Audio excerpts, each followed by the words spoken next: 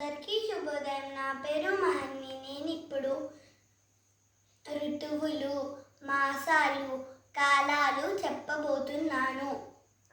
ఎన్ని కాలాలు?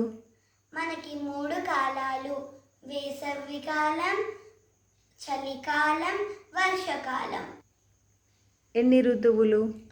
మనకి 6 ఋతువులు: వసంత ఋతువు, గ్రీష్మ ఋతువు, వర్ష ఋతువు, శరద్ ఋతువు, హేమంత ఋతువు, శిశిర ఋతువు. ఎన్ని మాసాలు?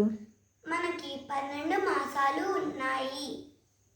చైత్రం, వైశాఖం, జ్యేష్టం, ఆషాఢం, శ్రావణం, భాద్రపదం, ఆశ్వయుజం, కార్తీకం, మార్గశిరం, పుష్యం, మాఘం, ఫల్గుణం.